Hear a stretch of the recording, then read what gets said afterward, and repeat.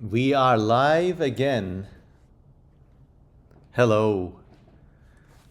I hope you missed me because I missed you. Let's see how many peoples are watching.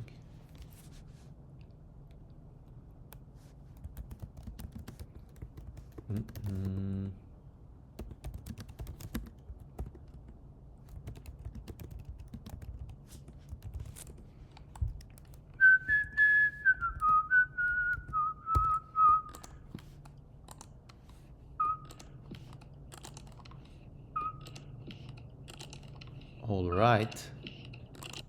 Welcome to the CM Kozemen Demons and Art stream. I've been away from the silver screen for a while. I was busy, plus this place which I broadcast from, which is equipped with a high-speed internet connection. I basically was not able to be here all the time, let me say that much. So, I was kinda away. Plus, I was busy on my own shit. I was drawing things for Snayad. There'll be some previews in the coming hours and minutes.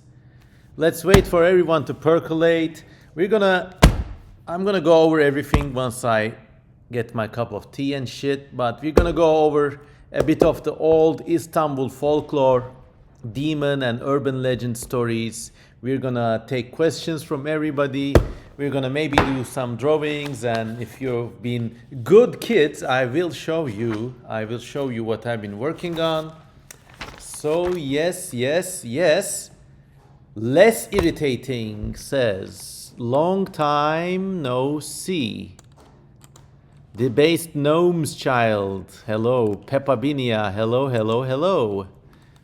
Hello to all you watchers, viewers, and stalkers out there. Now I'm gonna go get some tea. I want you, if you're listening, I want you to call everyone you know. Everyone! Because as I see now, only 2 people are watching. It's kind of my fault because I've been slacking a little. But what can you do? Oh, 10 people now. Wow. 10 people. Hello. If you've been lurking and stuff, please let me know. Kyra Fiskrov is here. Guten Tag. He says hello. Ellie Brooks says 2 feels low, to be honest. Well, no, we just realized it's not 2. It's 10 peoples in the house. Welcome to CM Kozemen's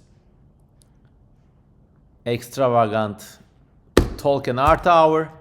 Swirl Beast 54 says hello. Nemo Ramjet, addressing by my old internet name, which I now find cringe.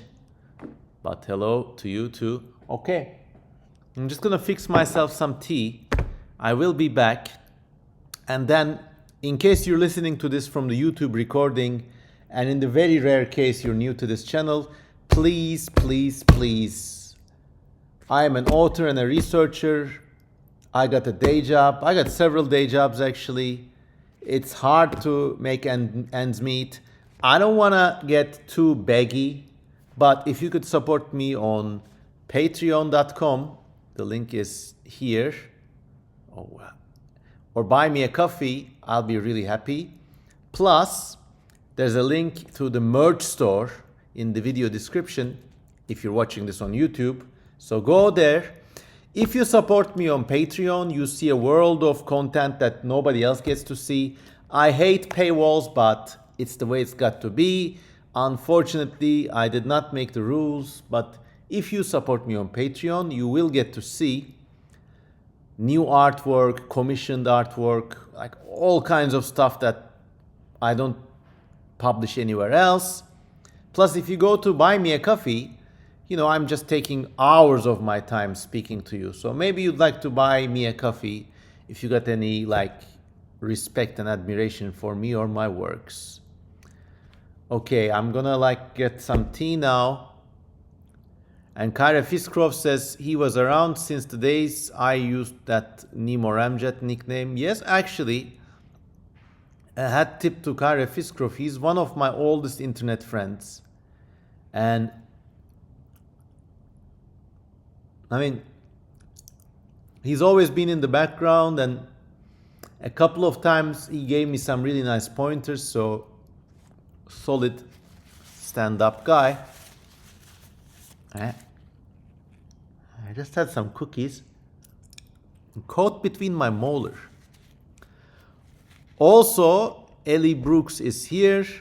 I received messages today indicating that Ellie's furry animal pet, guinea pig, Misha, was sick. So I'm also dedicating this toast to Misha's speedy and healthy recovery. By the way, there has been some unfortunate news. The cat which used to accompany for a lot of the streams, Kadrina, our family's pet cat, unfortunately passed away. And it is what it is. But it's really sad. Or most I can say is the cat was blind. She was blind in the last months of her life. And she died peacefully. Nobody had to put her to sleep. And yeah, actually I'm just going to dig up a picture of Kadrina for you. And you can look at her and press F for respect. Press F to pay your respects. While I go get some tea and get this show on the road.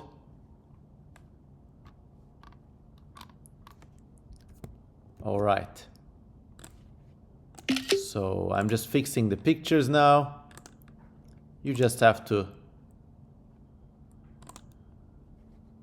bear with me.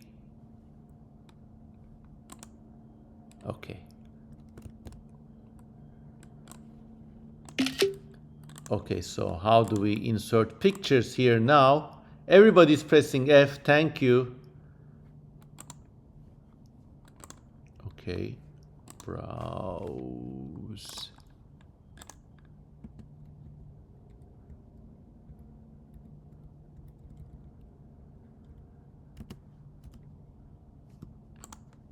Okay, we got the image here. It's yours truly with Kadrina the cat. I'll just focus on the cat here. Yes, R.I.P. Kadrina, rest in peace. 2005 to 2024. 14 viewers. Yep. And then, just to be extra salty tonight, I'm not in a bad mood actually. I've had a good day. I worked well. And I processed Kadrina's death pain last week. And to be honest, I had a lot of bad things in the background in my life. So the death of a pet, while sad, it's not a source of grief for me. And here is the grave, ebedi istirahatgahı of Kadrina the cat. Yes, unfortunately, the cat passed away. Now call everybody, and if you got pets, hug them. If you got family, friends, hug them too. And I will make some tea right now.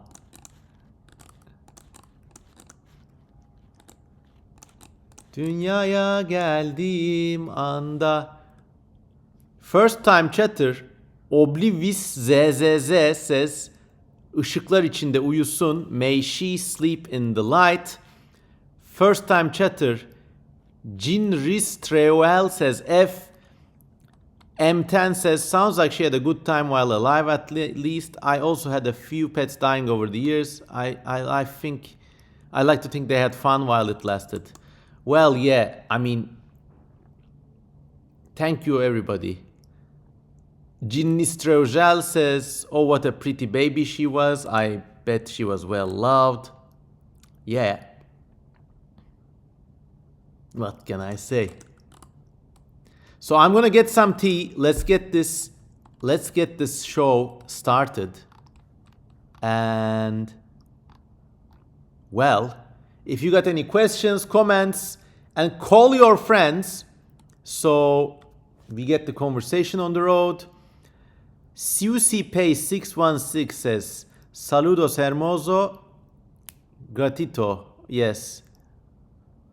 Oblivis says, a Turkish follower, I've been following your work since the podcast with Mert Günhan, Turkish sci-fi themed YouTube personality and a good online friend, but never had the chance to stop by your stream, Mr. Kösemen XD.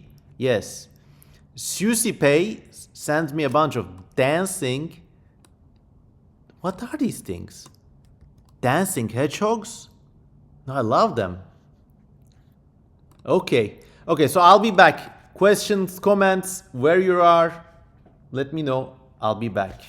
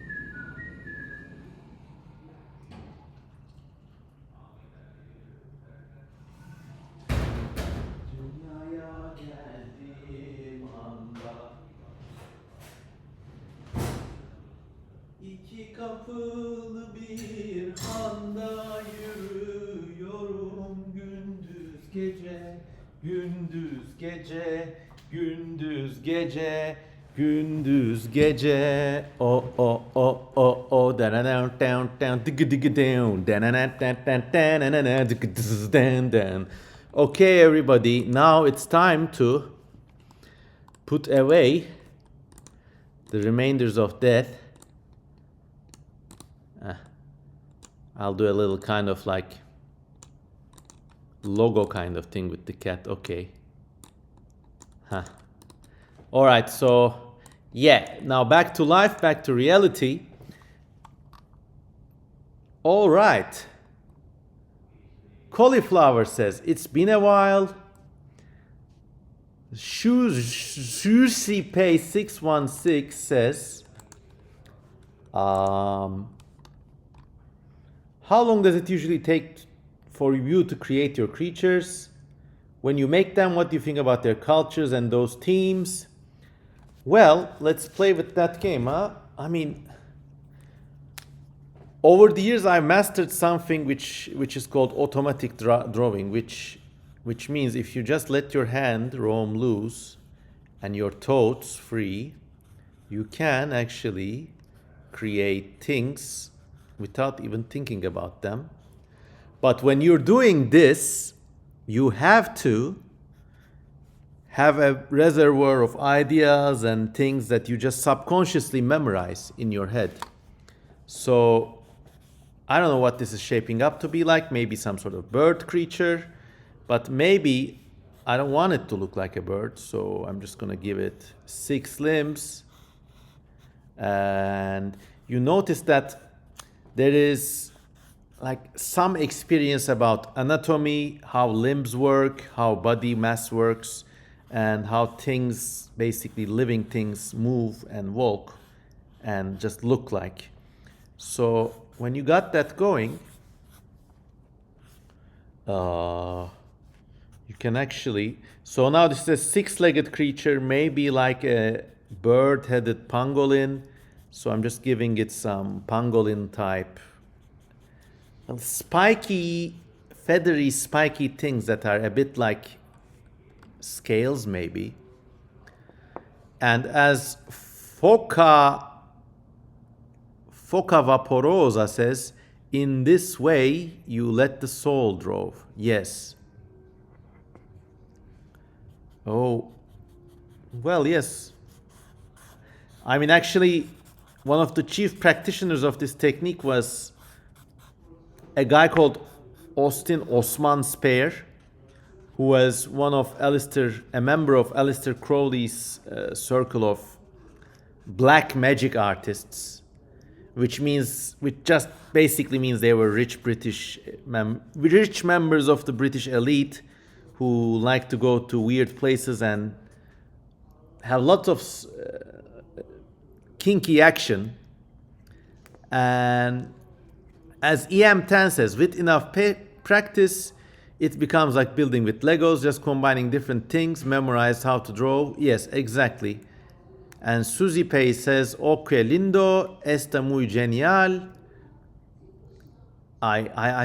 I guess that means like this is genius or something. So yeah, now like to answer the question, now that I drew this thing, and maybe I want to I don't know if these things have a culture or not, but maybe they have 6 legs.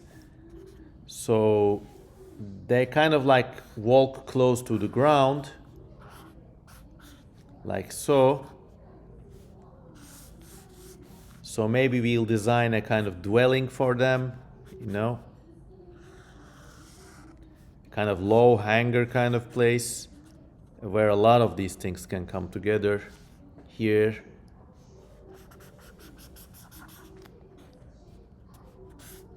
And if these are social animals, maybe they have artifacts of costume to recognize each other or establish social hierarchies. So maybe we can put on some sort of cap to this creature.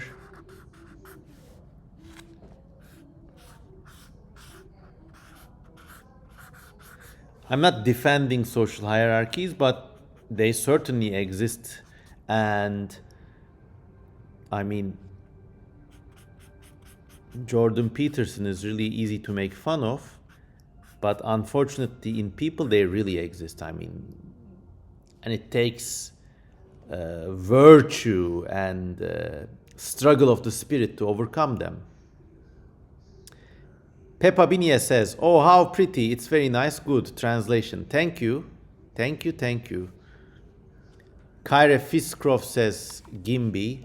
So yeah, so this is one of those social structure bearing weird alien creatures. And yep, all done for now.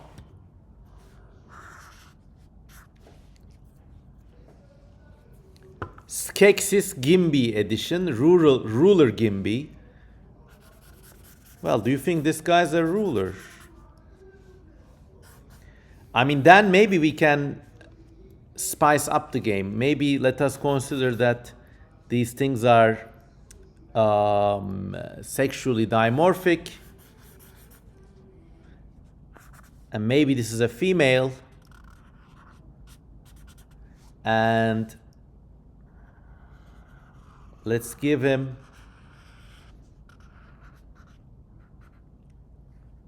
a kind of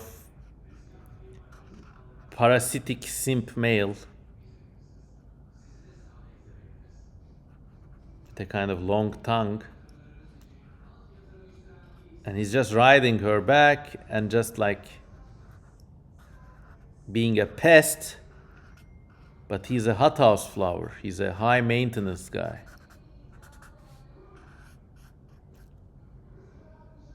Whoa.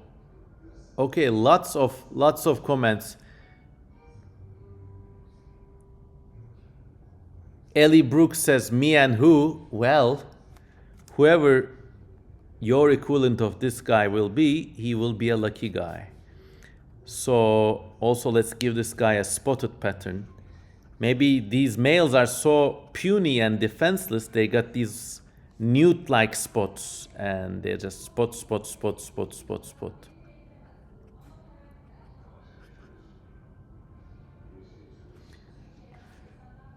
And maybe he's got a little simp stick too, and he's shaking a little rattle.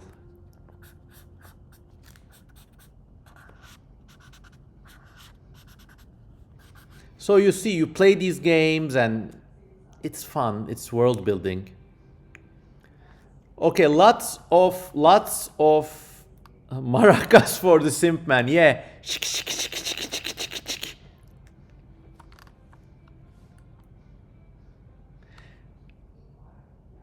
Garfo Ambulante says, hi Kozeman, finally watching one of your live streams. Mikin Spekevo says, how are you today? What are we drawing? Everything is well. We're drawing just a purely improvisational hexapod matriarchal creatures that accidentally look like birds. Less irritating asks, are you a summer person or a winter person? When I was younger, I liked summers, but now I like winter more. I mean, last 3 years, the summer heat has just been atrocious, and I would rather stay at home in the cold and at least be able to like make stuff and draw, rather than have to deal with the heat and your brain just stops in that high heat. Lots of comments. EM10 says, the only problem I have with Jordan Peterson is when people claim hierarchies exist, therefore they should exist. Yeah, totally agree with that. I mean, if you equate is and should, by that rate, you could also argue for rape, genocide, murder, a lot of weird and dark things. I think we are meant to overcome those natural difficulties. God didn't give us a brain for nothing. So yeah. EM10 says, do you have more fun drawing animals or humans? I recently found myself drawing lots of random models from, yeah, actually, like, depends on the human, I guess. But yes, there's a particular type of human being that I really, really love, enjoy drawing. And I've noticed this with a lot of fantastic and speculative evolution authors. They can draw amazing creatures, but when it comes to drawing a human being, the thing looks like a wax model. And I was like this too. Maybe I am still like that. I don't know. But I think you should really master the human form as well. And in this day and age, you could just, as EM10 says, you could just look at fashion magazines or draw models. I've actually been attending a live drawing course where a model poses for us and we draw from real life. And that's just really helpful. It really helps me unlock my hand. Even when I'm drawing other things, it really helps. And, in a lot of these, in a lot of speculative evolution art, these are just some sketches I've been having, but just using a human for a reference kind of scale figure really helps.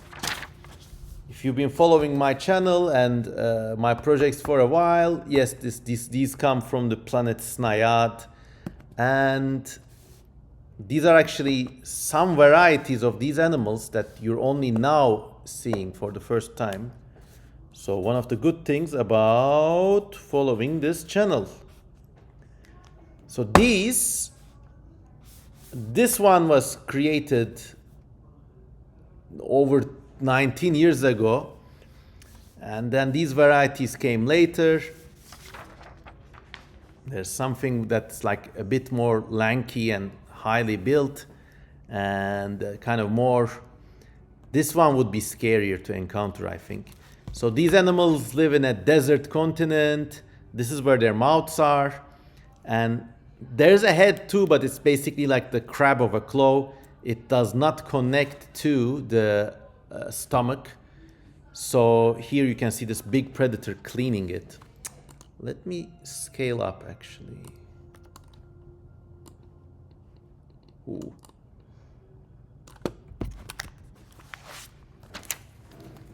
So, yeah, so how do you do this?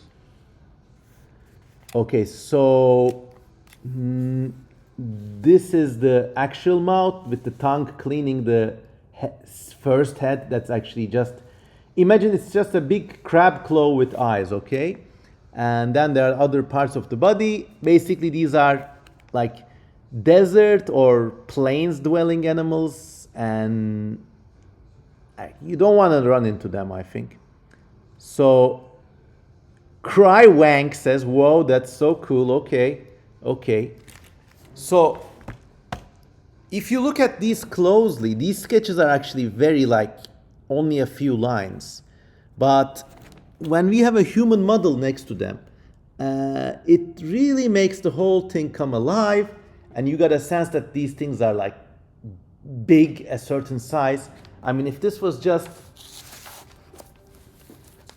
these two, you know, you would think, oh, okay, there's some like random ass dinosaur shits, but okay, so what? You see a million random ass dinosaurs every day. So I hope this could answer the question. Oy. İki kapılı bir handa. Let me shrink this shit.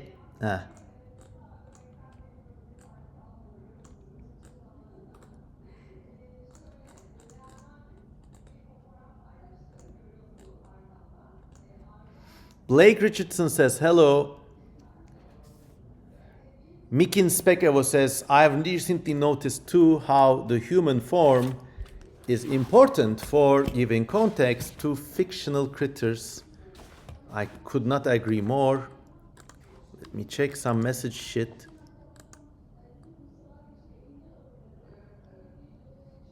Oh, I got a nice message from Kira Fiskrov. Oh, he captured a really nice picture of me and Kadrina the cat. I can relate to losing an important family cat. Ours was a very important part of my life. Well, thank you and my condolences, my friend.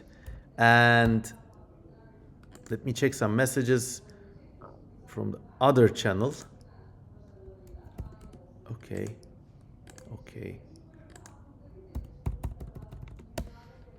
All right.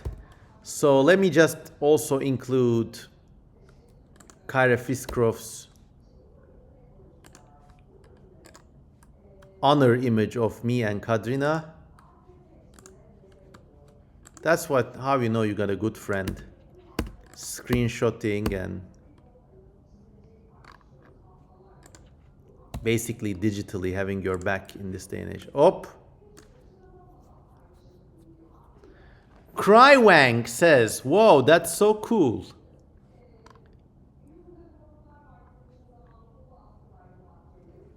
Susie Pay says, lecturas de Snayad son de mis favoritas. Te conocí gracias a esos seres y me parecen Incredible, sus dizenos lo hacemos.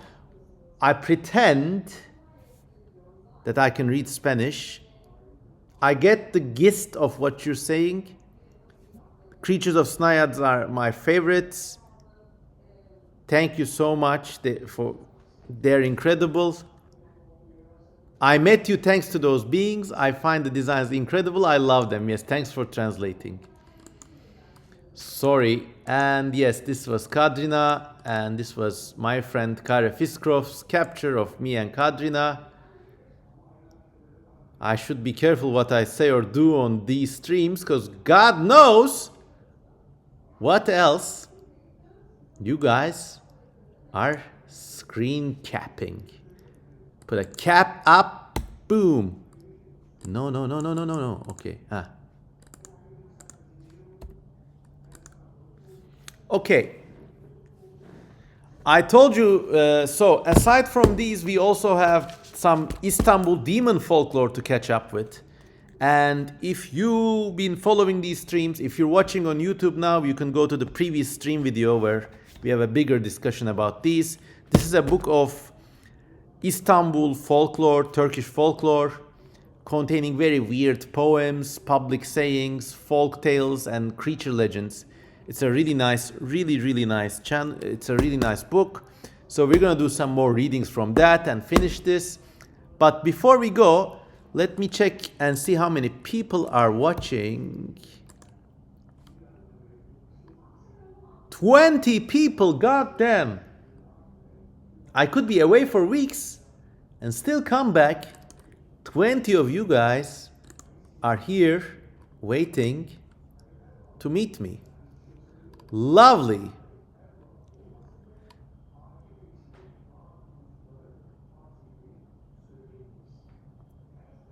Mikin Spekevo says, I'm preparing a presentation about speculative evolution and would like to include some examples when speculative evolution predictions turned out to be true, including the filter feeding Anomalocaris and my prediction of the Veneta raptor discovery. Yes, actually, to my credit, I once designed this creature that could be the ultimate ancestor of pterosaurs and dinosaurs, and then some years later something very similar to it was discovered. So my claim to something I'm really proud about.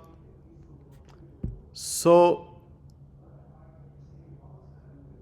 I think another example you might want to include is Tetrapteryx by Beebe, the scientist.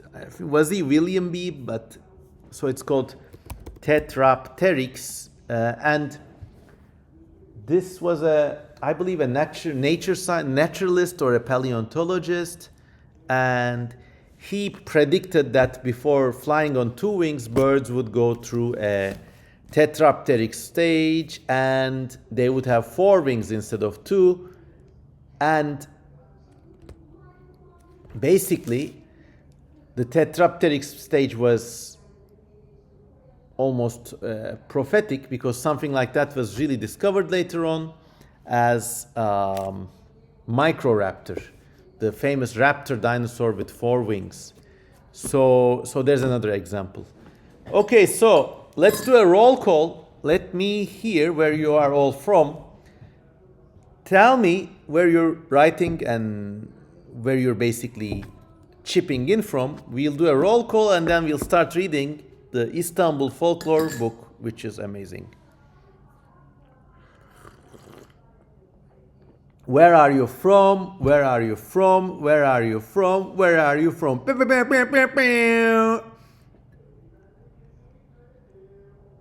If you can think about more examples. Well, there was also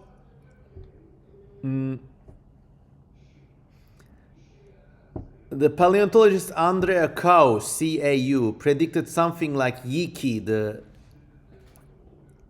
bat-winged flying dinosaur. Okay. We got people coming in. Upstate New York, Czechia. Ellie Brook is from Erie, Pennsylvania. Arguably my favorite US state. EM10 is from Germany. Blake Richardson is from Michigan. Mikin Spekova from Czechia. You got this beer called Urquell, which is really nice. Cry Wank is from Eskişehir. Goddamn, I'm gonna come down there sometime this week. I really want to. I really enjoy Eskişehir in the spring. The last time I was there, actually, I witnessed a murder from my hotel window, but that's another Daddy Kozeman adventure, which we will talk about later. Foca Vaporosa is from Italy. Kyra Fiskrov is from southwestern Ohio. Less Irritating is from Ankara. Nature Lovers is from LOL.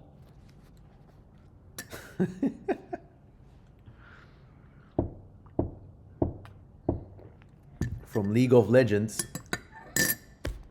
But yeah. Alright, is that all? Ellie Brooke says, can you just drop the lore and do not elaborate? Well, tell us about the crimes. Crywank says, I love about this community being multicultural. Debased Gnome Child says, we better talk about that later.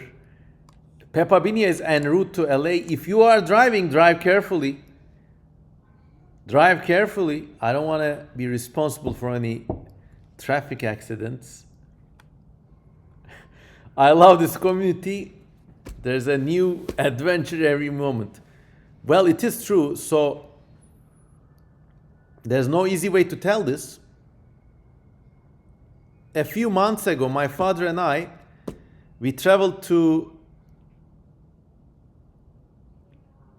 Oh, Peppa Binia is in the back seat, driving terribly. Well, be careful, damn. If you're driving in the car ride, it always gives me an upset stomach. Okay, long story short, my father and I traveled to Ankara, okay? Let me draw you a map. And before drawing the map, let us sign. Always sign and date your work.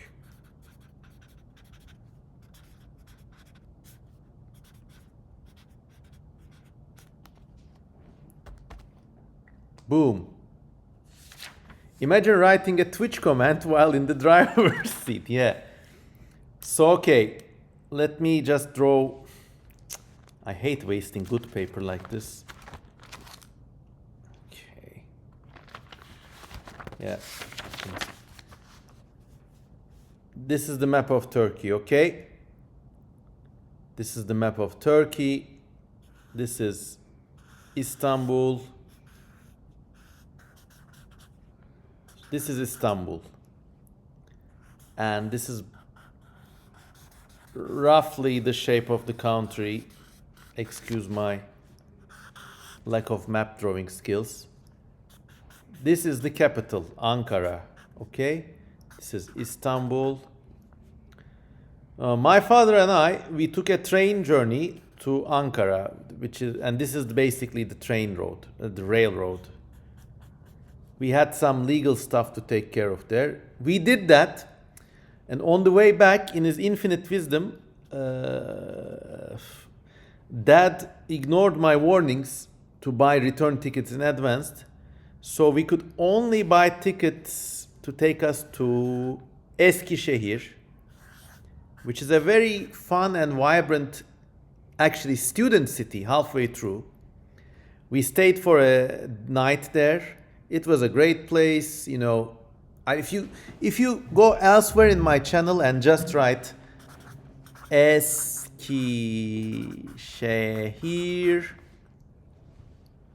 you can see my travel video about that place. So that's that. And well, there's no easy way to say this. On the night we were staying there, and our hotel was in a very central place of the city. It was next to a canal. And like, basically, at like 1 a.m., 2 a.m., there are like some shouts coming up. I look out of the window, and basically there are these Well, how do I put this delicately? There are these yob types, like these, like street, like gangs of. There's these two groups of teenage street hoodlums just fighting, and then one of them just like went like this, and they all scattered away, and one of the thugs got his, I think, carotid artery cut, or the femoral artery cut. He started bleeding from his loins, and there was like a big puddle of blood, and like in less than a minute he died.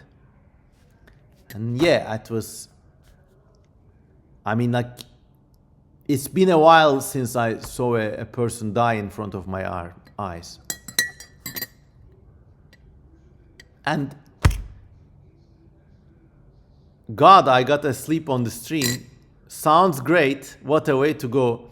It was awful, and like the police was over there in a bit, and the ambulance came to take the body away. It was really dark, actually.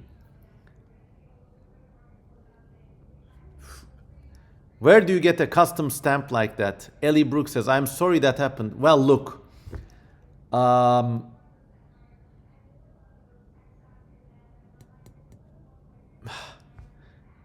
was not upset. Let me just put it that way. What did I miss, says Cauliflower? You missed a... Foca Vaporosa says, how many times did you get to see death? EM10 says, sometimes I forget how fragile a person can be. Look, this guy got knifed, but I bet like he would have knifed the other guy. These guys, I'm just going to be real with this. These guys, how do I put this delicately? This type of person, unfortunately, through nature or nurture, these gangs of horny single guys, they're a relentless problem in this part of the world. And they just got drunk, they just get drunk, look for excuses to fight, and you know, when that happens, this happens. But it was like, Eskişehir is a pretty safe place. This thing usually happens in Istanbul, where 20 million maniacs from many different countries live. Like hooligans, basically, yeah. I mean, it doesn't make it a kosher death, if you know what I mean, but it is what it is. And it was just fascinating. God damn, I had a lot of adventures saved up for tonight, huh? Let me check some messages.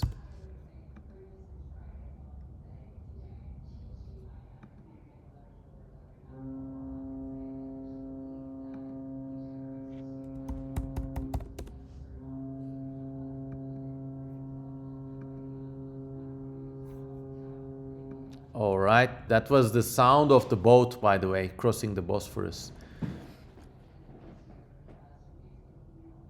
Less irritating says, I think they are basically a time bomb. They will go pop at any moment. You just happen to be a witness.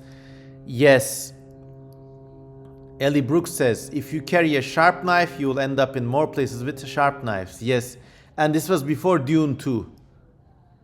I mean, the guy just went Baron Fade Ratua on the other goon, and it was just...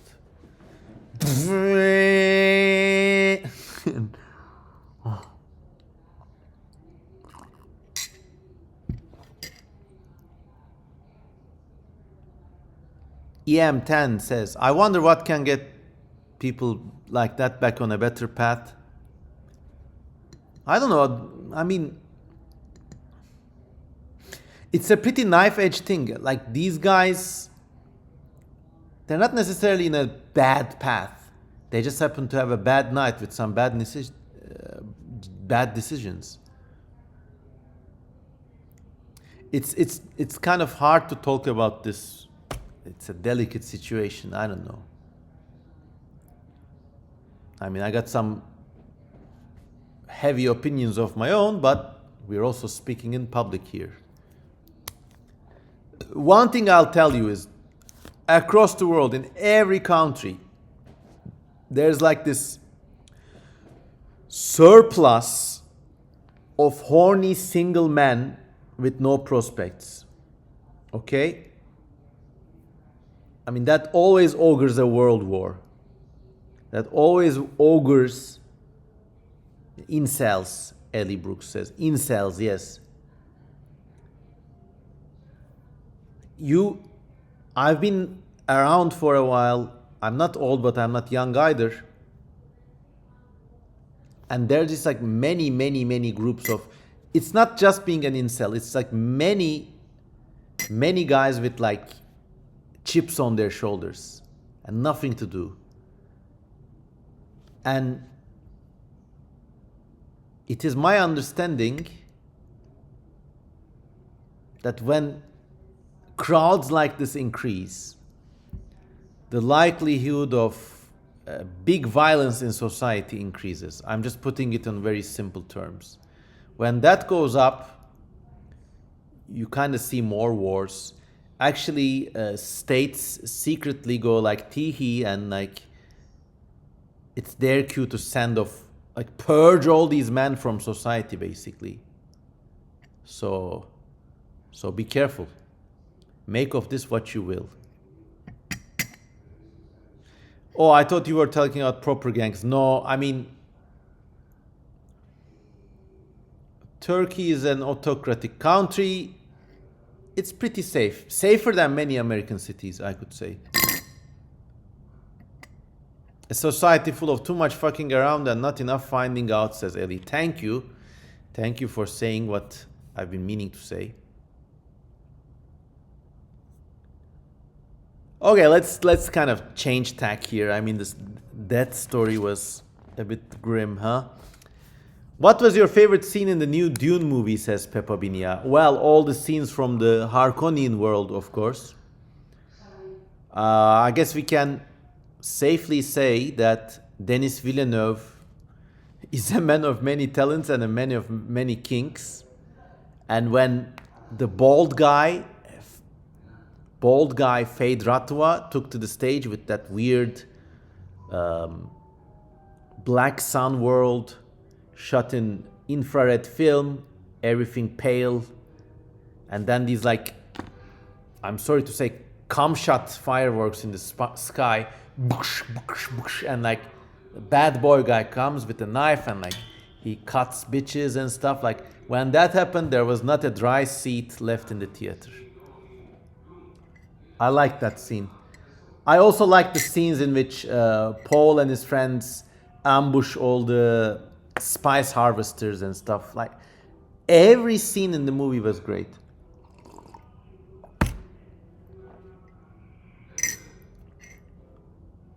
Nature Lover says, you're not sorry to say that. Well, I am not, but you know, just keeping decorum here. All right, let's get on with some Turkish folklore from where we last left off. We looked at lots of weird folk songs and folk sayings, and this is just full of legends and stuff. And we last time round we read some songs from here and stuff. Okay, so let's look at this section about folk medicine. Shall we? Well, okay. If you are stung by a scorpion or a bee, you must take these animals, crush them, and apply them to wherever they stung you, ointment. And then you have to like cut it a little and draw blood, and then cover it with some clay. Okay. And then also get some oranges and tangerines, squash them to a pulp and have the patient drink them. You can also, this is very interesting, rub the sting area with kerosene and also get the patient drink kerosene. So get this shit. If you're stung by a scorpion, you know what to do. Just take up the nearest lamp, kerosene lamp, take a shot of that good shit.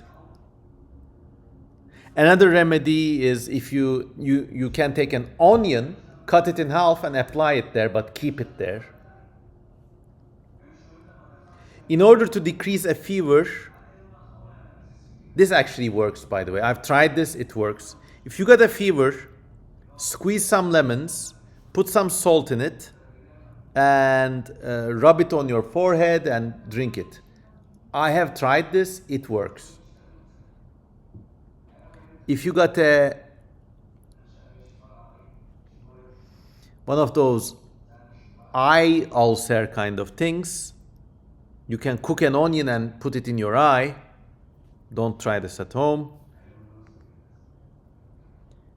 If you have constipation, you must have cloves of garlic and just swallow them. My question is, how the fuck did they find out? Well, look, I guess all of these folk remedies did work with the placebo effect or just by actual virtues. So, in the absence of modern medicine, I think these are like, yeah, maybe don't drink kerosene, but like the things with lemon juice and salt and garlic and onions, like they work. Even when I was a toddler, my father used to give us cloves of garlic, and he called that like nature's multivitamin. And like to this day in meals, I always use garlic when cooking, so yeah.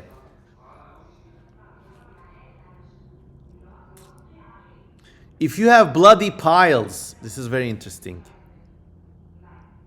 If you have bloody piles,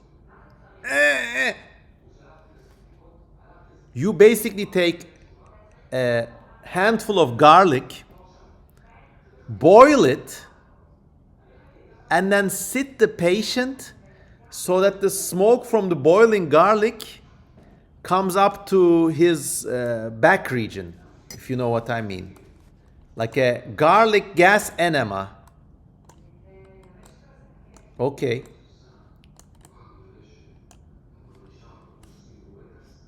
Mikin says, we used smashed onions mixed with honey. Yes, that's actually... So if you got similar folk remedies from your part of the world, also please share it with me in the comments. Because I think a lot of these things are actually universal.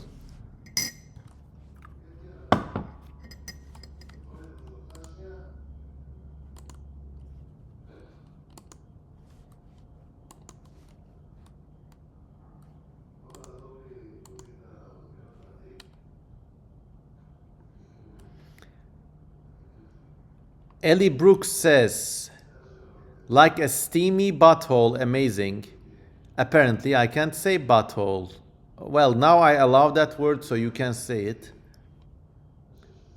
Peppa Binia says, wonderful. Okay, more folk remedies. Here, actually, you got this folk tradition of bloodletting and leeches. So leech therapy is an age-old treatment for many disorders in Turkish society. Basically,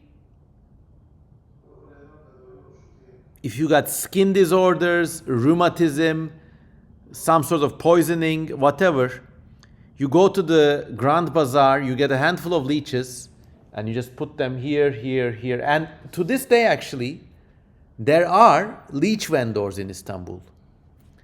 And it's basically you need to get the bad blood out of your body. And in some cases it works actually. And Turkey is the world's number 2 or 3 exporter of leeches.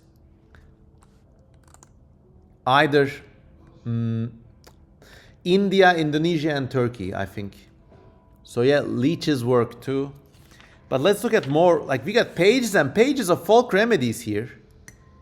Kaire Fiskrov says, Hirudno verbana, I would assume.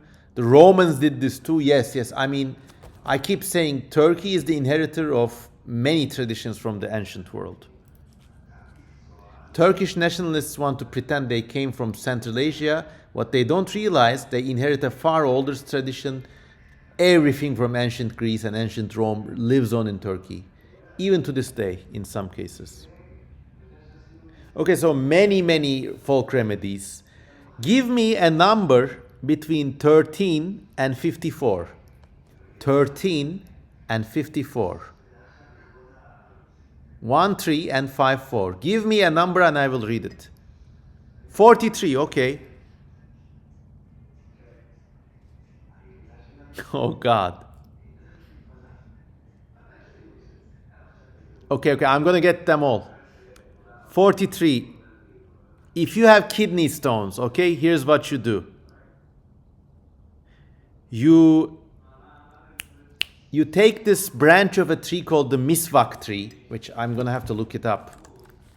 Just a second.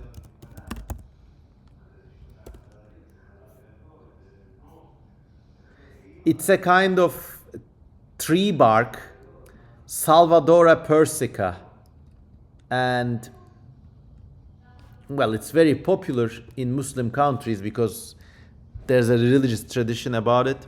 So you take 7 branches of this miswak tree, and every day you boil them in water, a liter of water, until only a cupful of that water is left. So you basically boil, and reduce and concentrate it, okay? And then you leave it in the outside in the night. Yeah, this is a bullshit recipe, by the way. It's not like the previous ones. You leave it outside, and then the next morning you drink it without eating or drinking anything. And if you repeat this for 7 nights, apparently you will be able to drop your kidney stone. I don't buy it. Ellie Brooks says 34. Okay, if a patient is faint of head, or if they have fainted, you just lay them down with the head lower than the body. You open their chest and arms and then just put cold water on them. So this is pretty normal, unlike that weird kidney stone 7 nights at Freddy treatment. Foca Vaporosa says 69.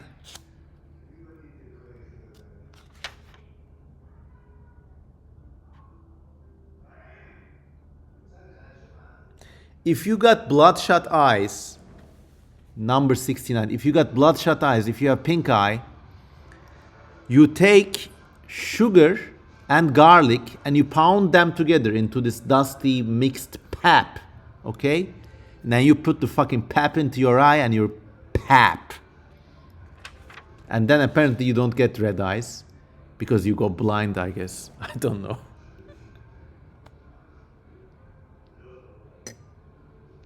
Peppa Binia 48.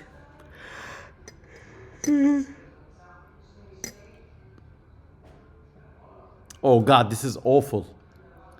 If you have a broken or dislocated limb in Ottoman times, this is what you did. It makes me uneasy just talking about this, but this is what you do. You kind of like stabilize the broken limb between two level planes, let us say.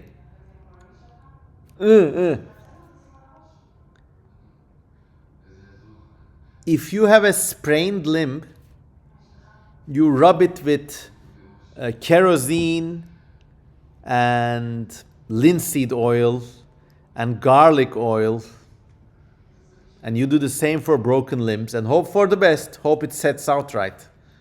That's scary. Blake Richardson says 23.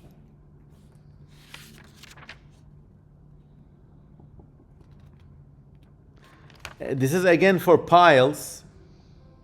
This is incredible. You peel a lemon, okay? Just peel a lemon. And then boil it over hot sheet metal. Braise it. And then you pound it into a dusty pulp. More dust again. So you basically get crisp lemon dust. And then you mix the resulting dust with sugar. And then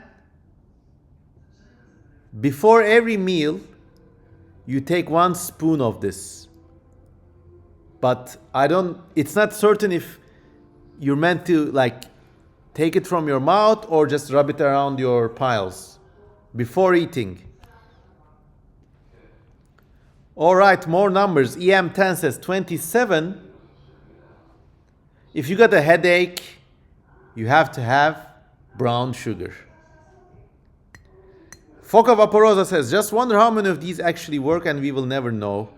Well, look, a lot of these can actually work. Like, even the like oily setting of the limbs, you know, I guess even if you set the limb wrong, it would heal somehow.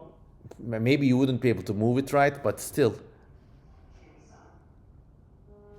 Okay, this list actually goes until,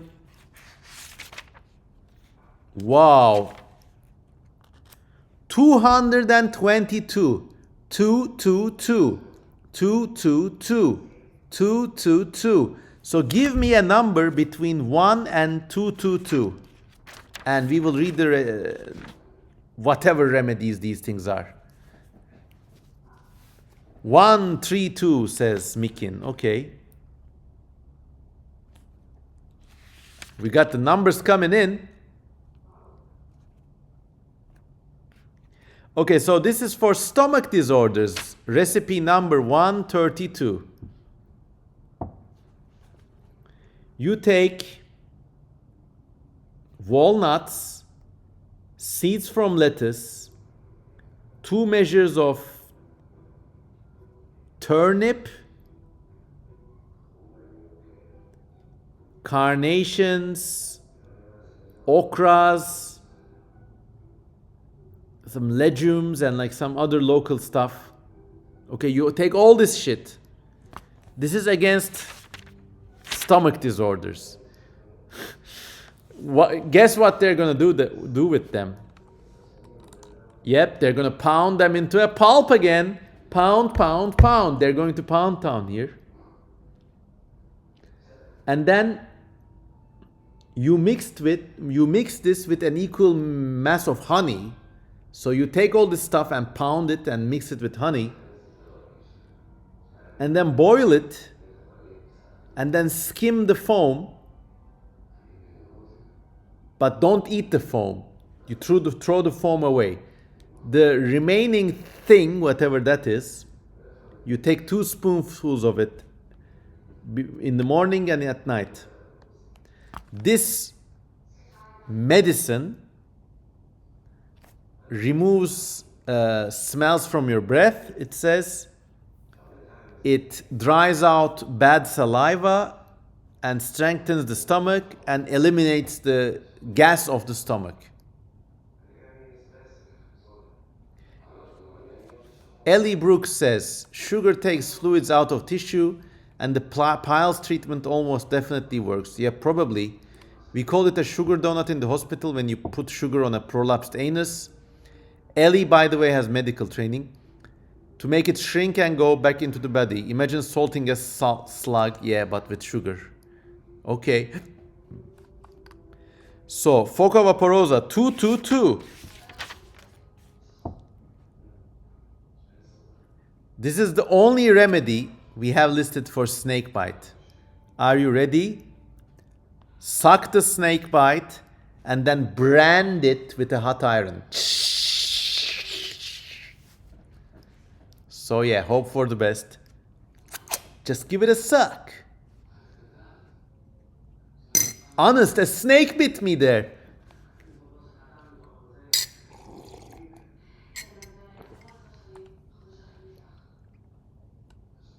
We've got the most comment. This is the most incredible comment. This is such an incredible comment that I'm screenshotting it and I'm putting this as an unofficial header in this episode.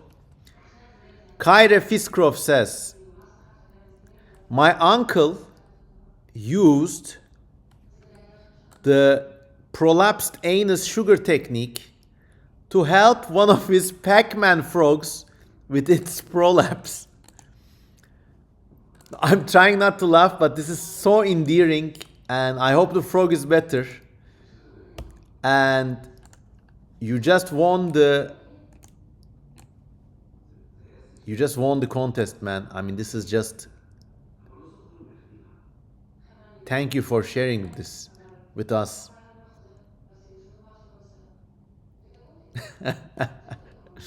EM10 says, for a moment we should brand the snakes. No way, says yes way. Okay, so more letters. 74 by Soup Master. Let's see what this is. 74. Okay, so when you're sunstruck, when you've been under the sun for so long so that your brain is fucking addled, here's what you do. You basically get a piece of linen, and you filter yogurt through it. So you filter the yogurt. This is very important. You take the filtered liquid, mix it with a handful of salt, and then of course, you take some garlic and pound it and mix it all together. You take the resulting liquid, you make the patient drink it, and you also rub them all over in their armpits, on the forehead, in the neck. This can actually work.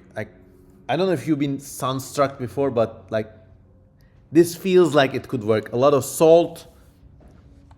Yeah.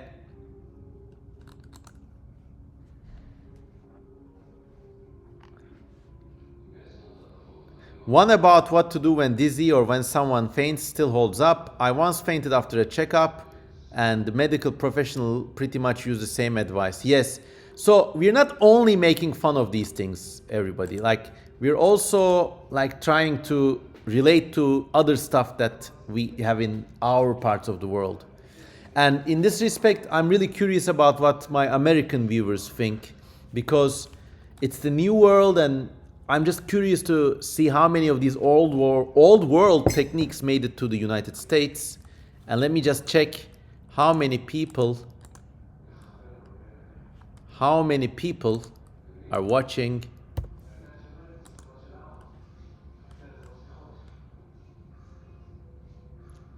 "16 people watching, all right. Well, we gotta put some garlic onto this stream so more people come and watch."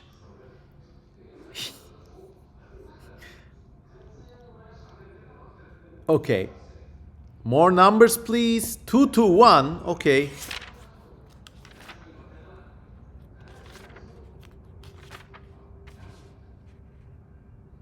Oh, this is for knife wounds. I'm actually gonna, there's 2 remedies here, so I'm gonna read them both. Imagine you've been in a like Baron Fade Ratwa knife fight, and you've just been knifed in the wherever. And here's what you do.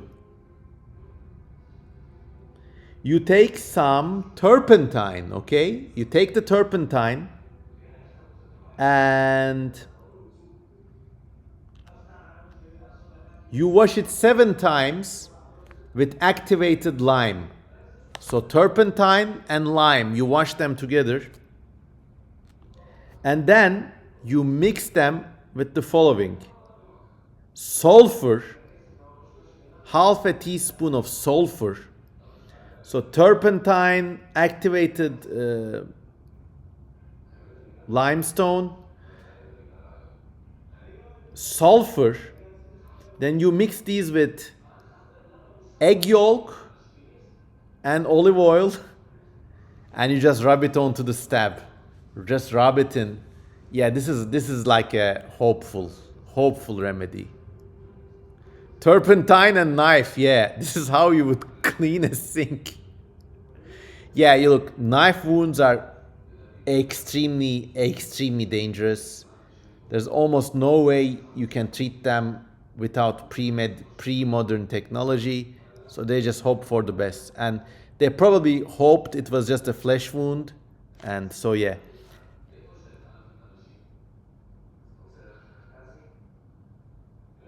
There's also a knife oil. There's a knife oil that you can prepare in advance. And basically, Okay, I need to find out what this thing, Cantoron oil. Okay, you take St. John's wort, okay? St. John's wort.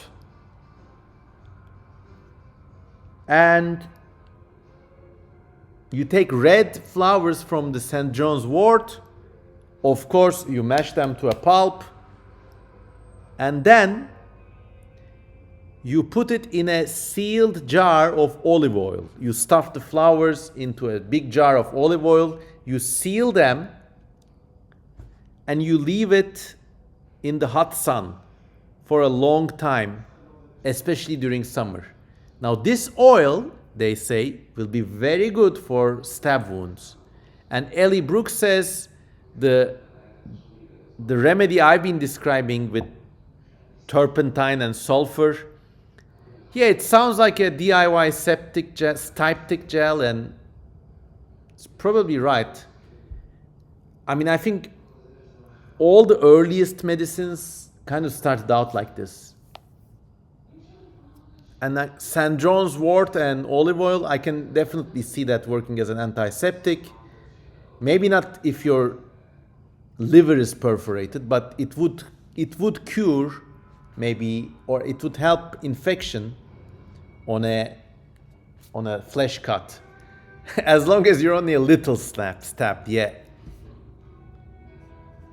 So 187, another number.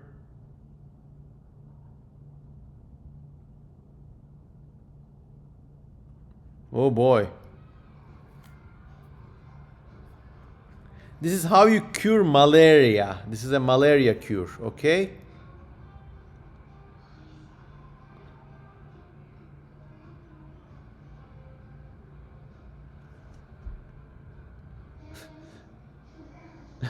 Blood play is acceptable, murder isn't. Fade Rotward role in Ottoman styptic. Alright, so if you have malaria, here is what you do. 187. You take some vinegar, but make sure it's not been exposed to the sun. Okay? For 3 nights, you leave it out on the moonlight. This is one of the more magical remedies. And then you take the patient's undershirt.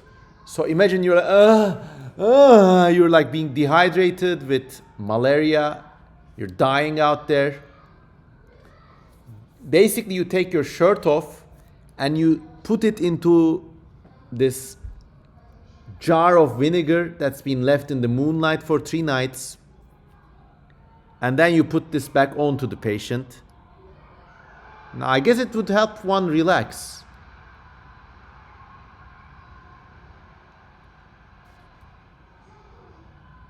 Kyra Fiskrov says, I have to leave now to charge my headphones again. Great time. Well, have a good day, my friend. I hope you come back. Thanks for the amazing comment up there. Clam James says, the real question is, how did people just have this on them? Where would you even find sulfur? So Ottoman society actually has a big... well, traditionally Ottomans had like apothecaries and people named Aktars, A-K-T-A-R, and they would make plant-based medicine. And stuff like sulfur or kerosene and stuff like that, especially in a big city like Istanbul, they would always be available at these apothecaries or these medical preparation shops or whatever. And yeah, the 3-night thing is also a Roman tradition, says Foca Vaporosa. Yes, I agree, and it's based, so yeah.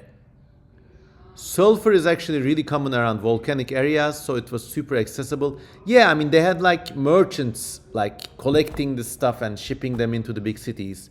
It's not like people were not living in Stone Age, you know. I mean, they did not have electricity or the internet, but I mean, Ottomans had steam power for a long time. They did not invent it, but they used it. So I mean, it was not medieval level tech basically. So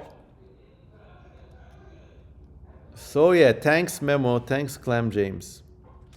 So now we got another page of folk belief about parts of the human body. We got, okay, so I'm gonna give you categories and you tell me which one you want me to read about, okay? Head, hair, eyebrows, eyes, ears, nose, mouth, teeth, and tongue.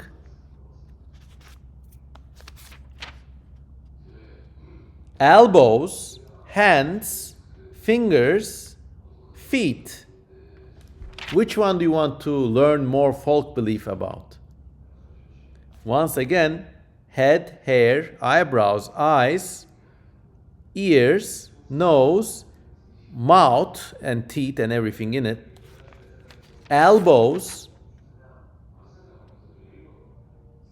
mouth, teeth, and tongue, please. Yeah, we got 2 for mouth, so I'm gonna go with that now.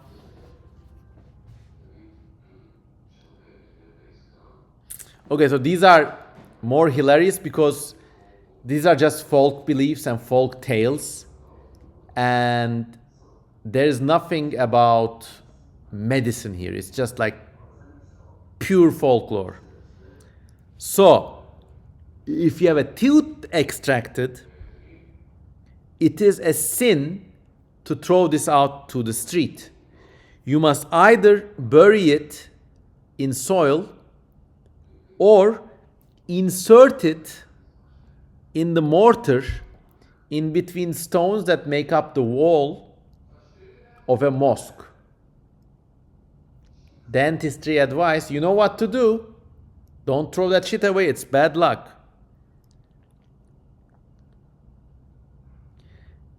It gets really weird from there on. If a boy sucks on his own lips, it's a sign that he will be, what do you think it will be a sign? Take a wild guess. What do you think? If a kid is sucking on his own lips, what do you think it's an omen for? Any guesses? Fish boy, no. It's a sign that the kid will be a murderer. So, if your kid sucks his lips, he's gonna shoot up a school and like go chick on an AR. Yeah, bad omen. It's a sign that he will be a murderer.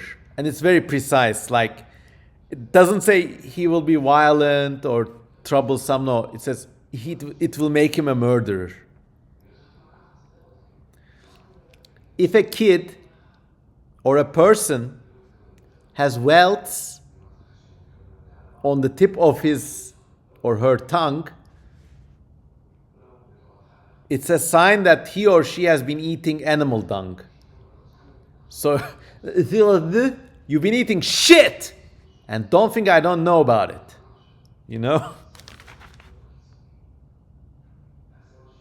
If you're biting your tongue, it's a sign that you will enjoy some sweet desserts. I guess like sweets and delicacies were not everyday stuff back then, so like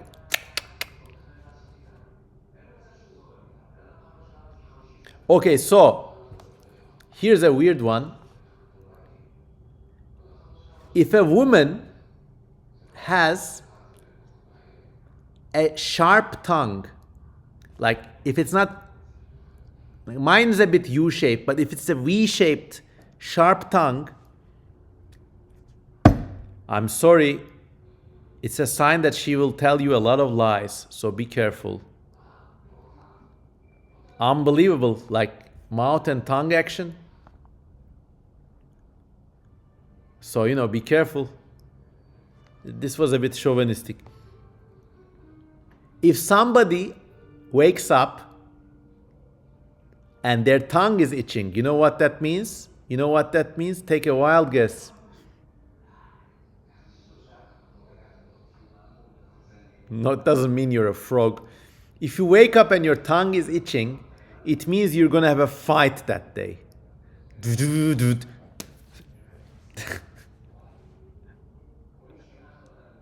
How often does one check their tongue shape? I don't know. It's easier to stab with something sharp.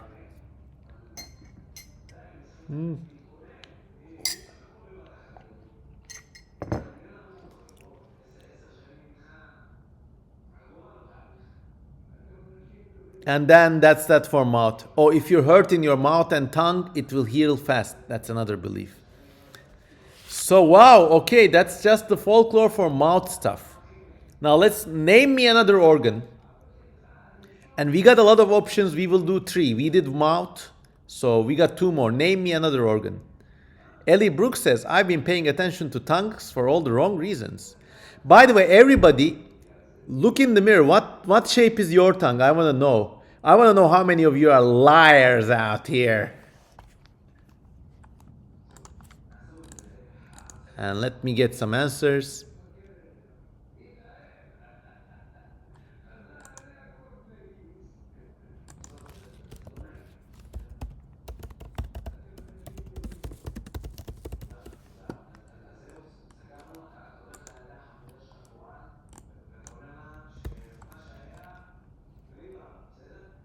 Can't we control our tongue shape, says. V shape. Oh no, Blake Richardson. Foca Vaporosa is 30% U round. Mostly round with a bit of a tip. Peppa Vinia. I have a U-shaped tongue. I can't straighten. I think I'm U-shaped too. But it's very weird. Like some people, they really have V-shaped tongues. I don't think they're liars by nature. Other people have like almost pancake-like tongues and like it grows sideways. It's incredible. Okay, so which organ next? Ears, hands, hair. Okay, someone tell me another so we offset the impasse. Which organ are we reviewing next for Ottoman folklore?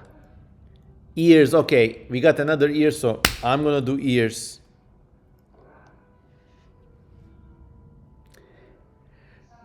Oh my God, this is incredible. If you only knew this now, really, if you have a mole in your ear, it's a sign that you will go on the Hajj, the religious pilgrimage. So, you know, if you got the mole, you got a journey ahead of you.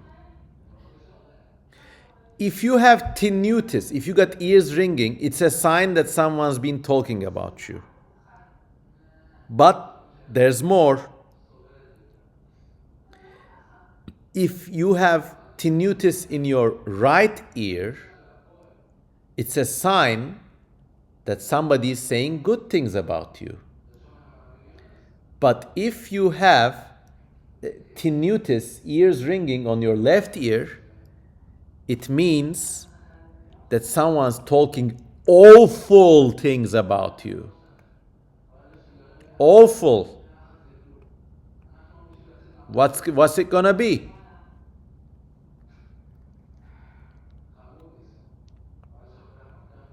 Yeah, many people are going to the Hajj. Debased Gnome Child also has tinnitus. Which ear, man? How are they talking about you behind your back? Those sharp-tongued bastards. I love the extremities here, yeah. People must talk about me a lot. Oh no.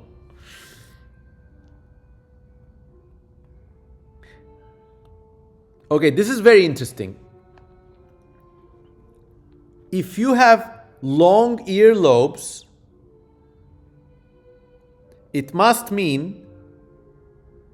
means that you will have a long life. How cool. If you have big ears, you will have a lot of suitors. So that's interesting. Because in contemporary day, big ears, people don't like them. And this is the weirdest one. Okay, this is for all the men out there. If you have small ears as a man, it's a sign that you will find a pretty girl as a man.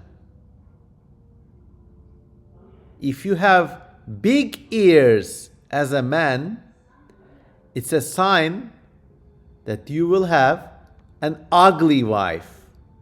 I don't make the rules, but at least you live longer. So is there like a kind of like a weird logic there? Like if you hook up with a hot chick, maybe she's gonna give you a world of jealousy or like, I don't know, security issues. So you're gonna die early. But if you got big ears, you're gonna have an ugly wife.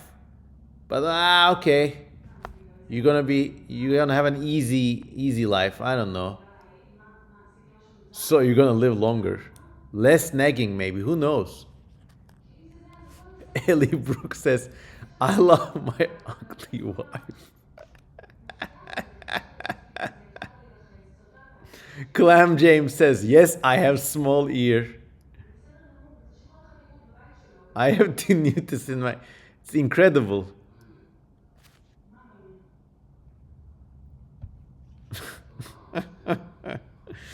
Ear stuff goes on. Okay, are you ready?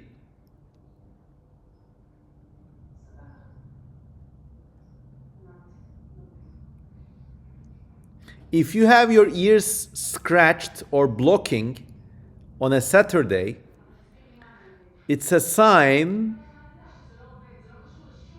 that you will meet your beloved that day.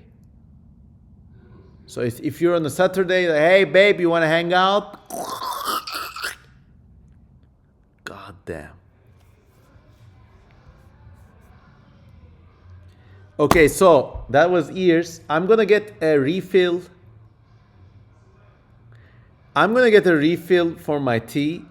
Why don't you all tell me which organ do you want? Our options are head, hair, eyes, ears we did, nose, mouth we did, jaws, elbows, hands, and feet. So vote about this.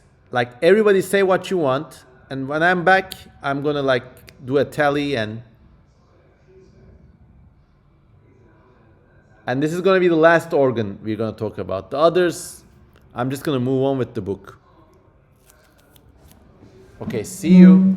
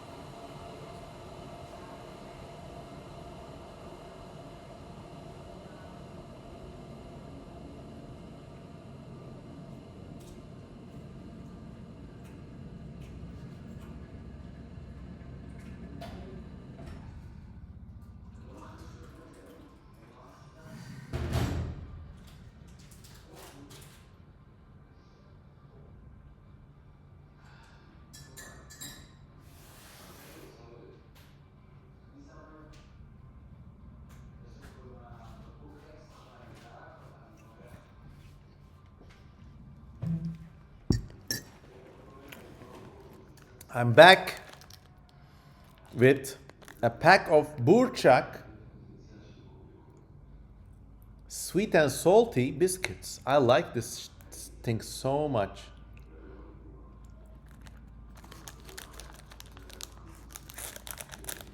Peppa Binia says, I love waking up with my guy's hair in my mouth and having to spit it out. Okay, nose kink roll. Okay, how many?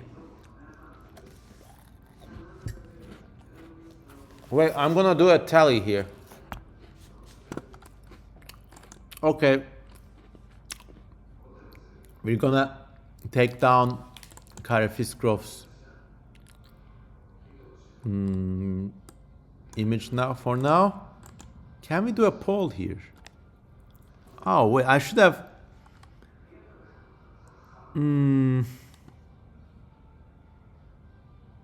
God damn, I should have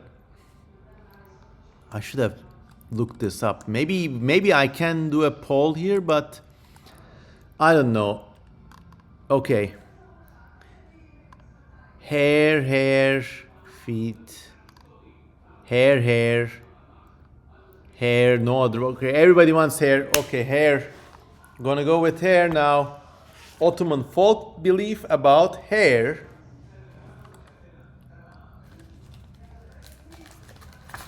Just having a piece of burçak biscuit.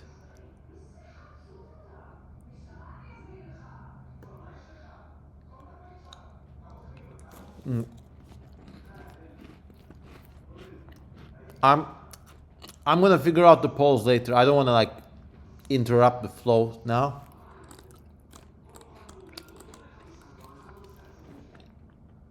Okay, ready for hair stuff.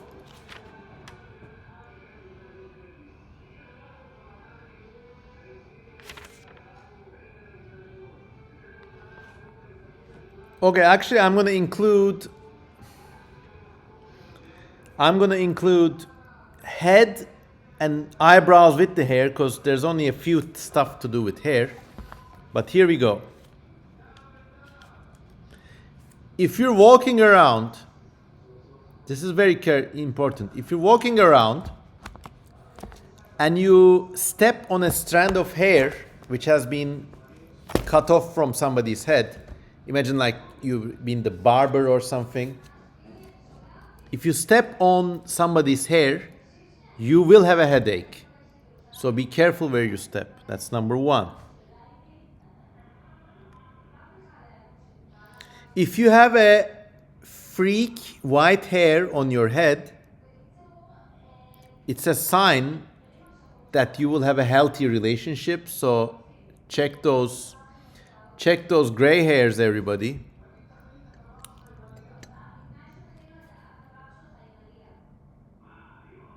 If somebody has straight eyebrows, it's a sign that they are very smart. This is like Ottoman physiognomy.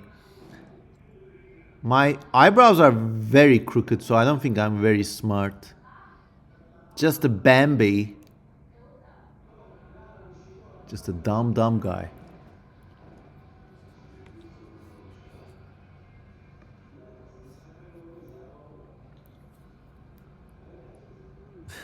So happy about my healthy relationship.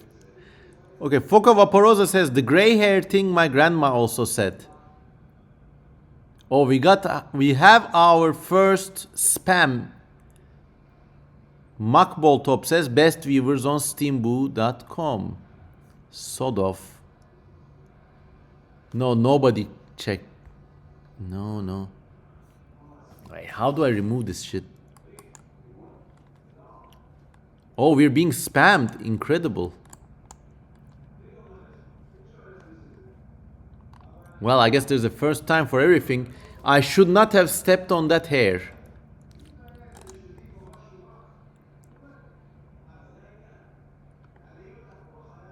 Oh, for fuck's sake. Enemy attack. I don't know how these spams work, but how do we even delete these things? God, I'm really boomering this up.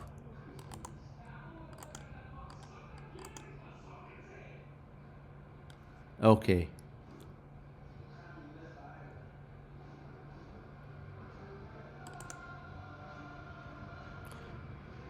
How do I even blacklist them?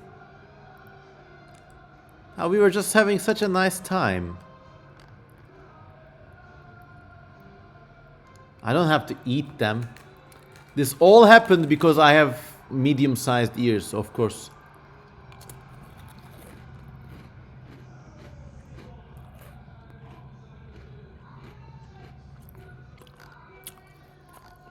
If anybody knows how to block these spammers, let me know. Because I don't know how to do that. I'm just gonna carry on as before. 17 people watching, by the way. Thank you so much. What the hell? Yeah. I mean, if somebody's attacking us, I take this as a compliment. Maybe some small-eared asshole is jealous of me and my not straight eyebrows. Who knows? Anyways.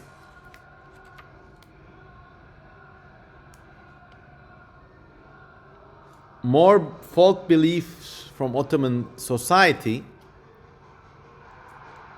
about head. If two people knock their heads together inside a house, it's a sign that you will have visitors. So it's like, hey, wait, where's that thing? Like, bomb, like you smash each other's heads, you're gonna have visitors soon. If you knock heads with somebody, you must do it twice, or otherwise you will both go bald.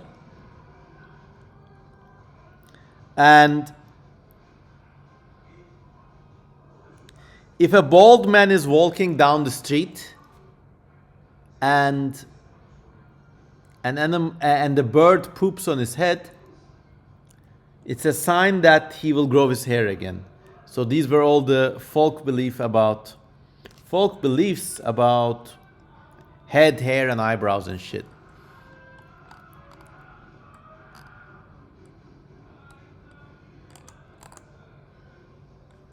Okay, wait, I'm muting these. Okay.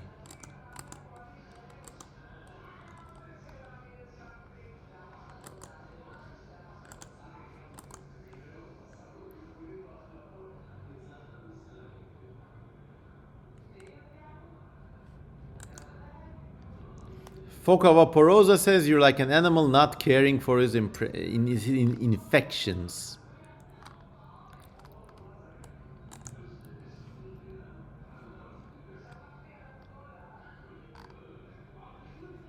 Okay, just a second. Siebel Rider. No, I mean these bots, I don't know. They don't show up as users. Fuck, I hate this. I'm sorry.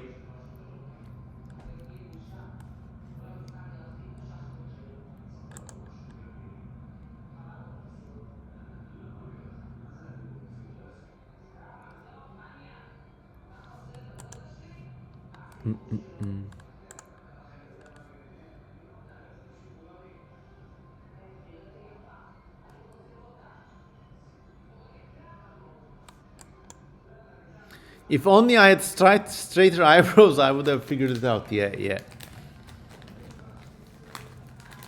Is it still easy to follow the chat? I'm gonna move on with this thing, because what can I do?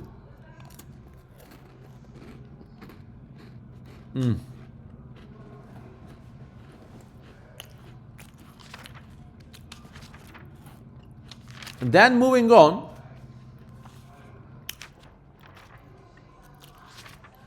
There's all pages of like, yeah, the bots are seem to be over now. Imagine we're outside, all of us hanging out together, and there's rain or something, or I don't know, two hooligans stabbed each other or something. I mean, it's part of life, part and parcel of living in the big city. Some folk belief about religious holidays, creation myths, charity, almsgiving, religious days.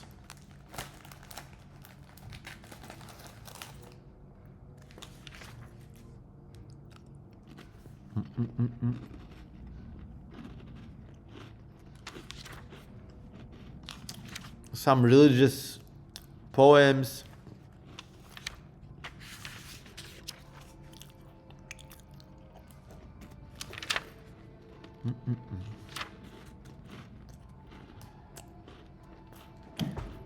There's this whole page about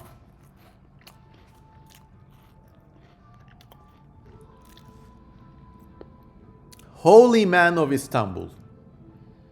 And these are basically holy men who purportedly lived a long time ago. They have this religious aura around them, but I think they're far older figures, maybe Byzantine or even pagan sites of worship. And they have very extraordinary names and deeds and stories. So one of these, and they all have the epithet Baba. Baba means father. So there's Koyun Dede, the sheep father. There's the Tez Veren Dede, the quick giving father. There's the Kahhar Baba, the damning father. There is the Horoz Baba, who is the don't laugh, cock father. And there's a lot of these figures, like all over Turkey. Cafer Baba, the Nalıncı Dede, which is the horseshoe father, the Elekli Baba, the sieve making father. There's this Yıldız Baba, star father.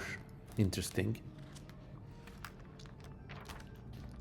In Italian, babbo means an affectionate way to say dad. So let me read you about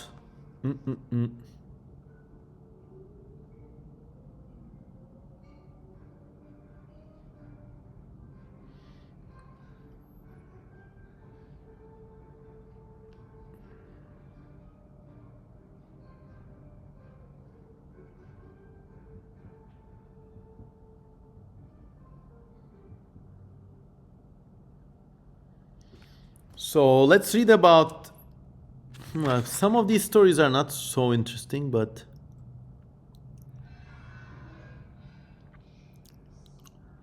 okay, so this one is interesting. This is called the Cock Father, and no, it's not what it sounds like.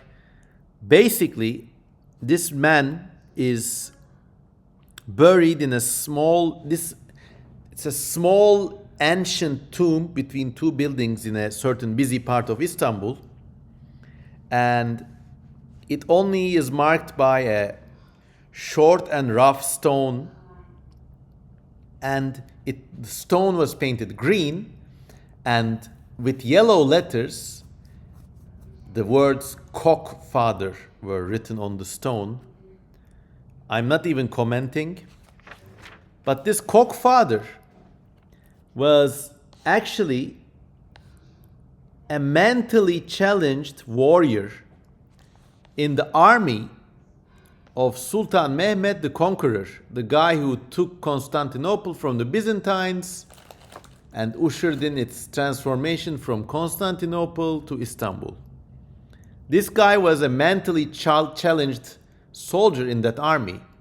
It's a Private Piles kind of situation. And he could not speak, but each morning he would rise before all the other soldiers and crow like a cock. He would go "Kukka-doo-doo-doo, and wake the armies up.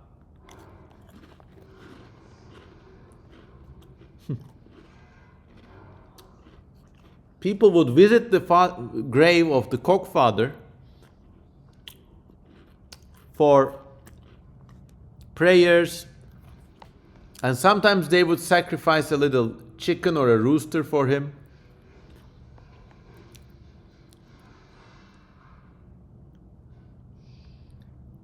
His grave is here because he breached the walls of Constantinople with a sword in his hand, and crowing like a rooster, he fought Byzantine soldiers until he was shot down with some arrows and just died there. And that site became the tomb of Cock Father. That's it, everyone. Bish bash bosh. There's the damning father, which I need to just do a little pre-read to see what this is about.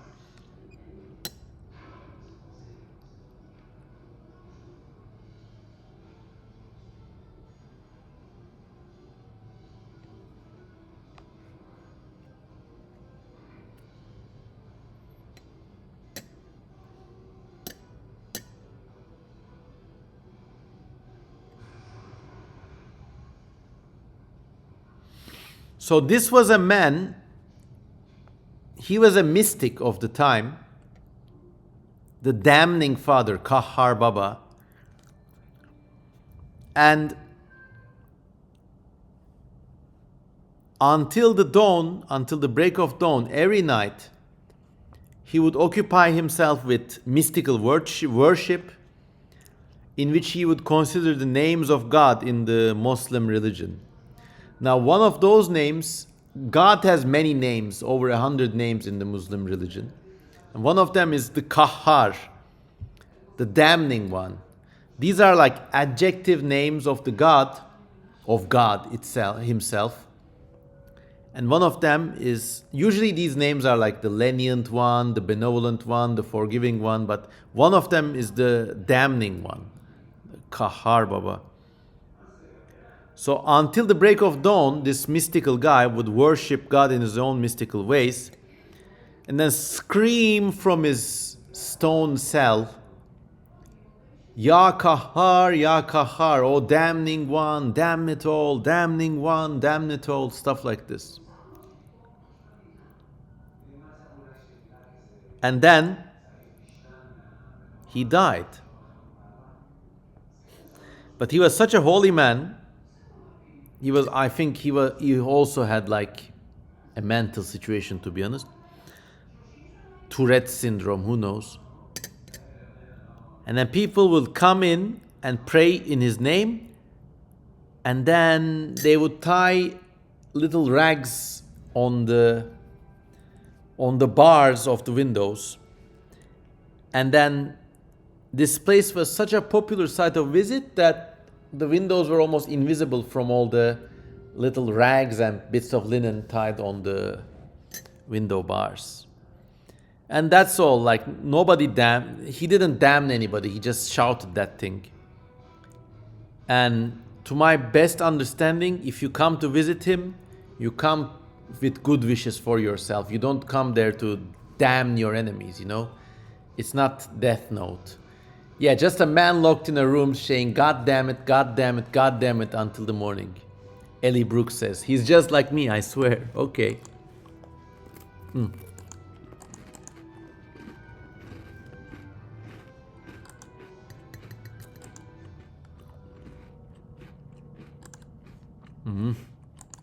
Okay.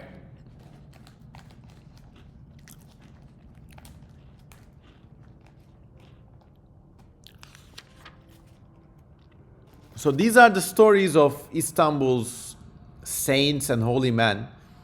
And these are kind of like strange stories. Like, they are mystical, sometimes they're witty. In some cases, they're connected to people. In other cases, I think they're just legends. And in fact, it's not in this book, but in recent decades, there was this case of Bardakçı Baba. Basically, Bardakçı Baba means cup father, okay? Or drinking glass father.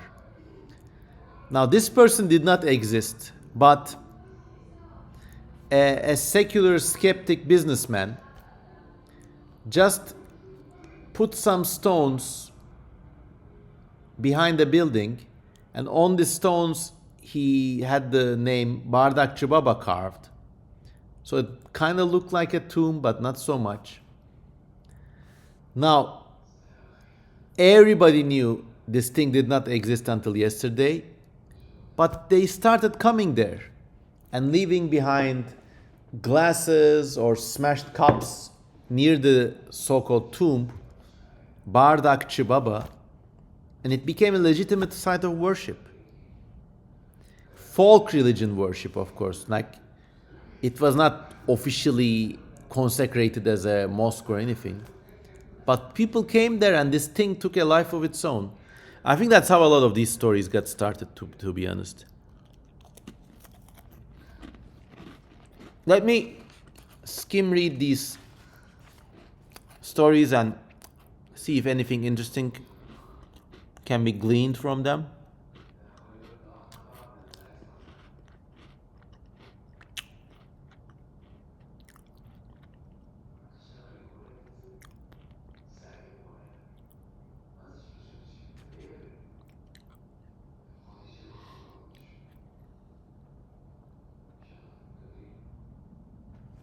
Just a second.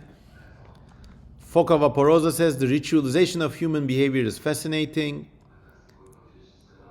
Ellie Brooks says, I love people and their ability to dream up stuff for common joy and mischief. Yes. Cock father sounds like a cock daddy. Okay. He sounds like a legend. Okay. Vibe outgrows reality. True. Very, very true. One of the salient lessons we can draw from tonight. Let me just check something.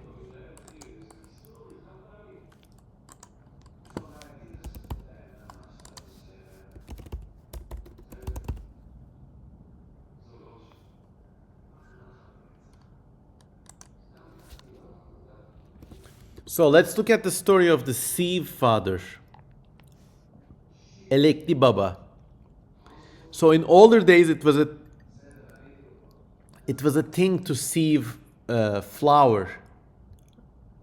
So you had to like make sure the flour you used to make bread was fine and uniform.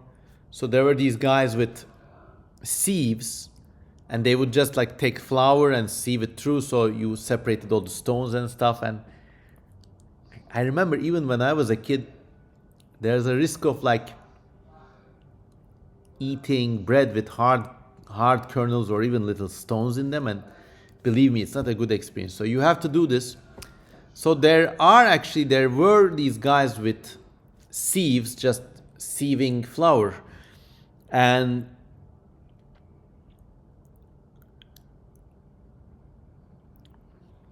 this flour daddy, this guy, was helping bakers in the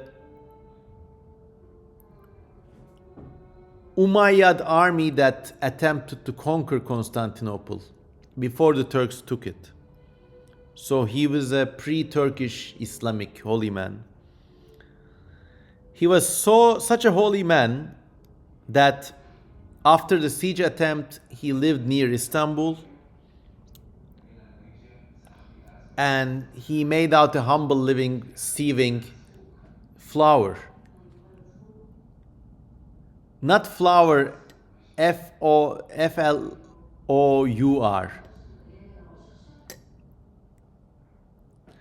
So he would sieve people's flour to make wheat and make bread,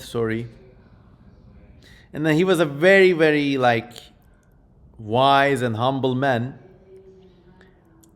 And the sieves he made by hand had a magical quality. When he died, people hung all of his sieves on top of his grave from bits of string. So women would come here and pray, saying, if what I want will happen, may the sieves of the sieve daddy show me the way. And you got all these sieves hanging from the ceiling, and they're like kind of hanging by one string. I guess they could like spin. So if your wish happens, the sieves would face the right way as you cross the grave. If your wish won't happen, they would face towards the left. And that's how Sieve Daddy told you whether your wish would come true or not from beyond the grave.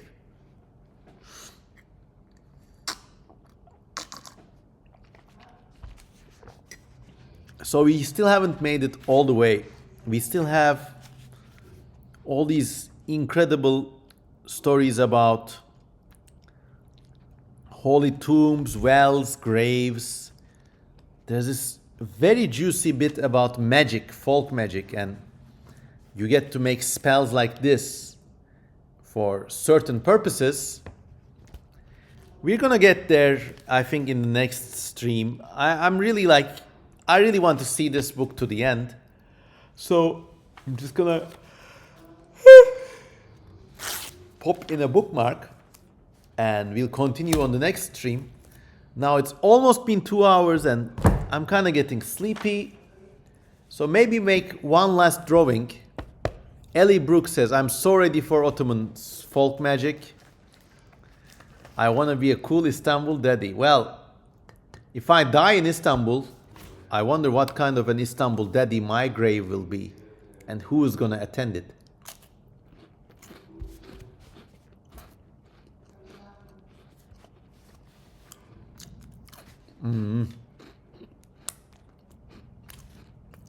Thank you for hanging out with me tonight, everybody. Literally, Cosm and Daddy drop art supplies for good fortune. Yeah, maybe. Sit on my grave and grind, girls. I think that would be a better.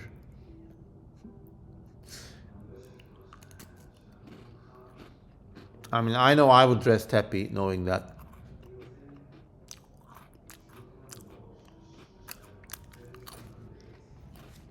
So, here's what my grave would be like.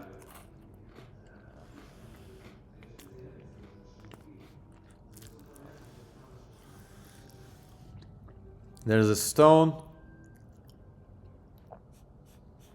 like so.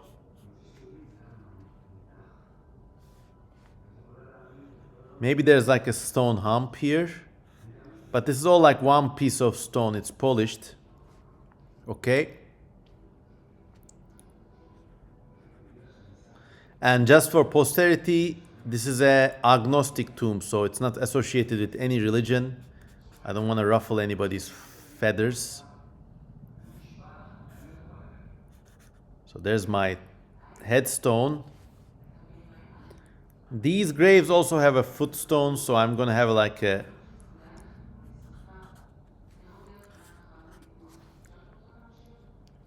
nature lover says grave rope and fuck your corpse. Yeah, rock hard Sibian. Yeah. So of course beneath this is the actual thing where, well, I'm long gone, but I'm smiling, I guess.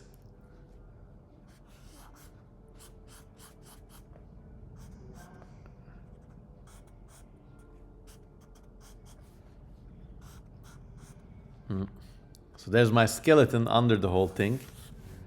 Maybe with a rat eating it, I don't know. But we're only concerned with what happens above the ground now. Coming back after getting service again, that's the first thing I read. Okay, so we're designing my agnostic tomb as a holy site for people to visit. Now I think I want some like trees and stuff around here because graveyards are meaningless without vegetation. I mean, like, they really take you to a weird place. Plus, I think this place is gonna need some plants for privacy.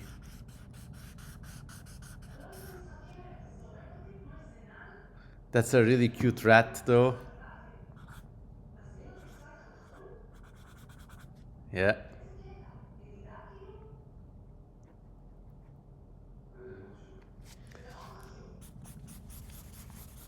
Okay.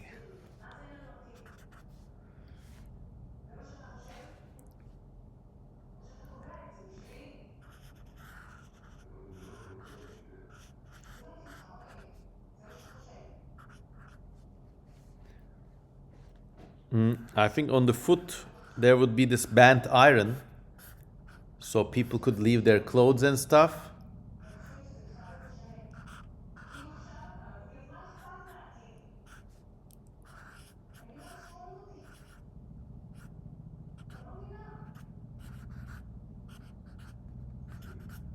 So, and I think like lady visitors could come here, hang their clothes, have a nice rub, get their wishes fulfilled. I don't know. I don't know, guys. It's a silly joke. It's not intended to be religious. Let's call this a happy grave. Afterlife dream. I would follow. No. Don't follow this religion. So that's it, everybody. Look, we had a great time. I don't know how many of you are left tolerating this shit at this point. We had lots of bots and stuff, and it's funny how thanks to this book, the stream is turning into CM Kozuman's Believe It or Not Ottoman stuff. I bet people did this. I bet too, like, not on my thing, but like stuff like this happens. So yeah, literal happy ending. Incredible, says debased gnome child. Well, stranger things have happened under the sun. Me watching from afterlife, from beyond the grave. Yeah, I mean, let's draw some more palm trees here.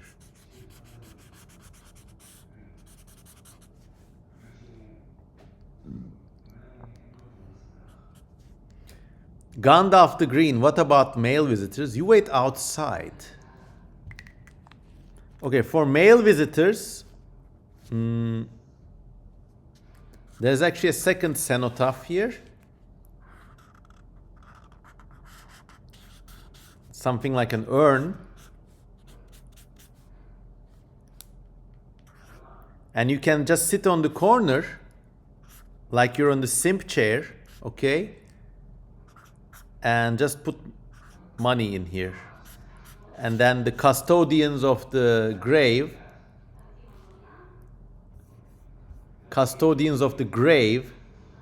will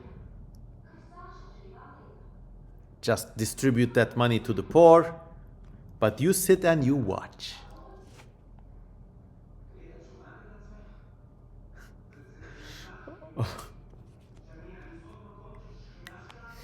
All right, everybody, that was a fun lot, you know. Yeah, the grave cock chair, exactly. Okay, so this was fun. Thanks for... This is turning into some very weird fantasy. Yeah, that's why we need to change this abominable thing. And thank you once again for hanging out with me tonight. I really missed streaming, and once again, it was just great to hang out. We got to see all these incredible Ottoman folk remedies and stuff. And the book is just a gift that keeps giving. If you like hanging out with me, I've been like talking for 2 hours now, and it's pretty late. And just go to buy me a coffee, please, and buy me a coffee. It really makes a difference for me. You know, I could pay for these Eti Burçak biscuits. And if you're watching this on YouTube from the follow-up, consider subscribing to my channel. Like and subscribe and click the bell icon. And as always, have a great night. Thanks for hanging out. I'm just gonna finish this. Any last words? Any last comments? How is life treating you guys?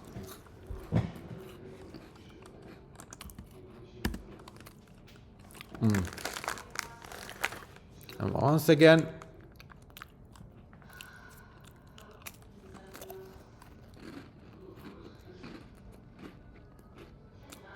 Blake Richardson asks, what do you want me to draw?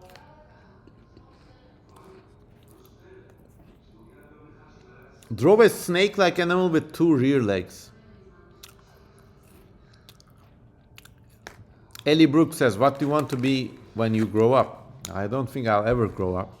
Okay, everybody. Enjoy Eti Burçak and have a great night. Bye.